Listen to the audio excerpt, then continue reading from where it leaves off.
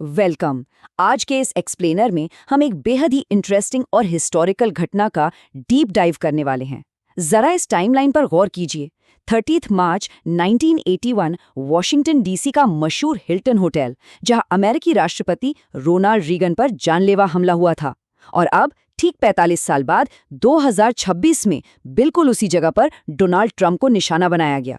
एक ही जगह पर हुई इन दो घटनाओं की ये हिस्टोरिकल सिमिलैरिटी अपने आप में बहुत कुछ सोचने पर मजबूर कर देती है। तो आज के इस स्ट्रक्चर्ड एनालिसिस में हम क्या क्या कवर करने वाले हैं। हम इस अटैक की पूरी टाइमलाइन समझेंगे, उस सस्पेक्ट की अजीबोगरीब प्रोफाइल को डिकोड करेंगे, घटना के बाद उठी पब्लिक थ्योरीज पर बात करेंगे और सबसे इंपॉर्टेंट, डेमोक्रेसी में तेजी से बढ़ती इस पॉलिटिकल वायलेंस के बड़े मुद्दे को भी टच करेंगे।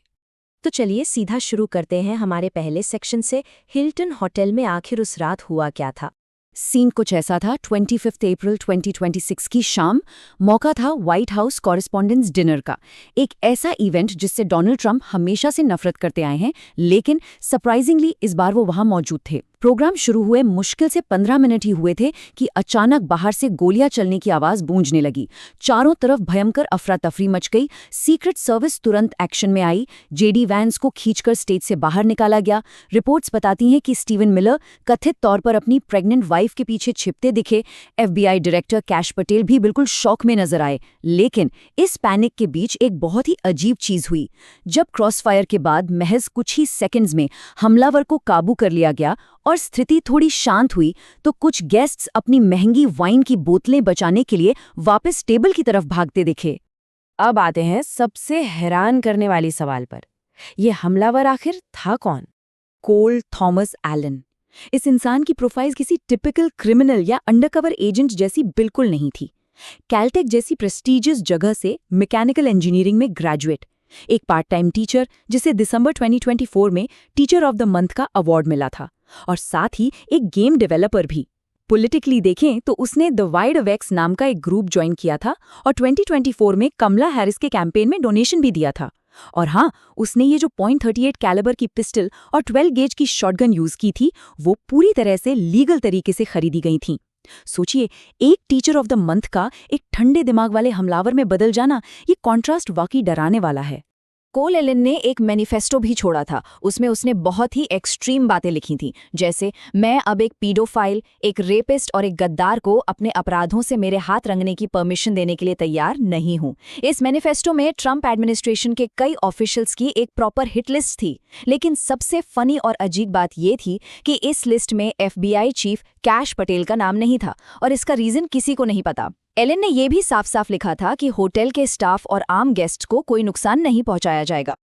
और अगर आप उसकी जर्नी देखेंगे तो दिमाग हिल जाएगा। लॉस एंजल्स से शिकागो ट्रेन से आया, फिर वहां से वॉशिंगटन डीसी पहुंचा, और फिर हथियारों से भरा बैग लेकर वॉशिंगटन हिल्टन में एक नॉर्मल गेस्ट की तरह चेक इन कर गया। मतलब दुनिया की सबसे एलीट सिक्योरिटी को बाईपास करने के लिए उसे कोई मास्टरमाइंड प्लान नहीं बनाना पड़ा, बस इवेंट से एक दिन पहले होटल रूम बुक करना पड़ा। तो क्या ये सिर्फ एक भयंकर सिक्योरिटी लैप्स था या फिर कोई बहुत बड़ी साजिश? चलिए इसे डिकोड करते हैं। प्रेसिडेंट और इतने हाई प्रोफाइल लोगों के इवेंट में सिक्योरिटी का ये हाल था कि डिनर के टिकट्स पर किसी का नाम तक नहीं था, सिर्फ टेबल नंबर्स। एंट्री पर कोई आईडी चेक नहीं, और तो और मैग्नेटोमीटर बॉलरूम से एक फ्लोर ऊपर लगा था, यानी कोई भी आसानी से चेक पॉइंट मिस करके सीधा अंदर घुस सकता था। पूरा होटल पब्लिक के लिए नॉर्मली खुला हुआ था। सीसीटीवी में सीक्रेट सर्विस एजेंट्स काफी रिलैक्स और कैजुअल दिख रहे थे। हद तो तब हो गई जब हमलावर ने खुद अपने मैनिफेस्टो में सिक्योरिटी का मजाक उड़ाया और इसे 1 स्टार रिव्यू देते हुए लिखा कि वहां हथियारों के साथ घूमना कितना आसान था।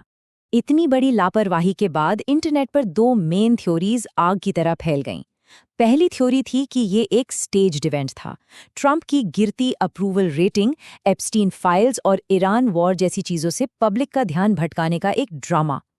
दूसरी तरफ राइट विंग की थ्योरी थी कि ये डीप स्टेट का काम है, जहां पॉलिटिकल दुश्मनों ने जानबूझकर सिक्योरिटी को कमजोर रखा।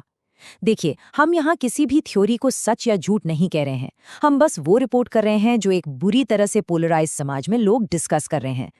और इसी बीच इंटरनेट को एक ऐसा बयान मिल गया जिसने इन थ्योरीज को और हवा दे दी। व्हाइट हाउस की प्रेस सेक्रेटरी कैरोलाइन लेविट ने डिनर से ठीक पहले फॉक्स न्यूज पर एक इंटरव्यू में कहा था, there will be some shots fire tonight. अब जाहिर सी बात है वो स्पीच में मारे जाने वाले पॉलिटिकल तंज के बारे में एक मुहावरा यूज कर रही थी, लेकिन इंटरनेट ने इस कोइंसिडेंस को तुरंत पकड़ लिया और इसे स्टेज्ड इवेंट थ्योरी के स्क्रिप्ट लीक के सबूत के तौर पर वायरल कर दिया।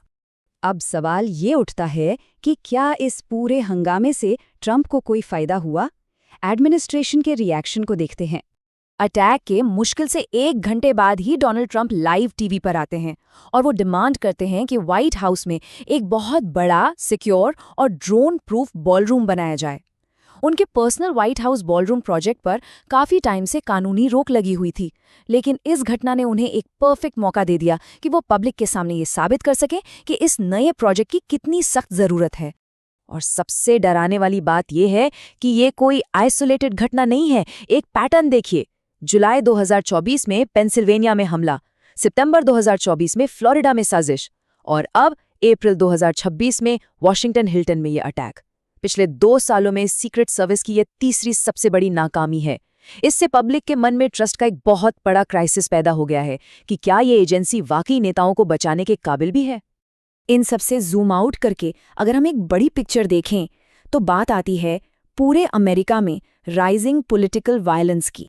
सिर्फ ट्रंप ही नहीं, दोनों तरफ के नेताओं को निशाना बनाया जा रहा है। 2022 में डेमोक्रेटिक लीडर पॉल पेलोसी पर हथौड़े से हमला हुआ। हाल ही में डेमोक्रेटिक पार्टी की मेलिसा हॉटमैन और रिपब्लिकन समर्थक चार्ली किर्क को टारगेट किया गया। ये फैक्ट्स बहुत ही न्यूट्रल तरीके से ये साबित करते हैं कि पॉलिटिकल वायलेंस अब कोई रेयर चीज नहीं रह गई है।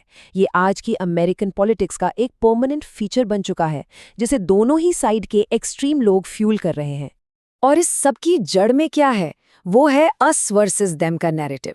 एक ऐसा माहौल जहां आप अपने पॉलिटिकल अपोनेंट को इंसान मानते ही नहीं हैं। उन्हें कीड़े या फांसीवादी कहकर बुलाया जाता है। और जब आप सामने वाले को इंसानी नहीं समझते तो उस पर होने वाली हिंसा आपको पूरी तरह से जायज़ लगने लगती है। आपको याद है हाल ही में आई वो फिल्म सिविल वॉर? वो फिल्म बस इसी बात का एक डरावना मिरर है कि हथियारों से भरे एक देश में जब ये नफरत नॉर्मल हो जाती है तो क्या अंजाम होता है। तो अगर इस पूरे एनालिसिस को हम समराइज करें तो कहानी कुछ यूं बनती है। नफरत से भरा एक पढ़ा लिखा हमलावर एक फेल होती हुई सिक्योरिटी एजेंसी को आराम से चकमा दे देता है, और ये सब हो रहा है एक ऐसे देश में जो अंदर से बुरी तरह बटा हुआ है।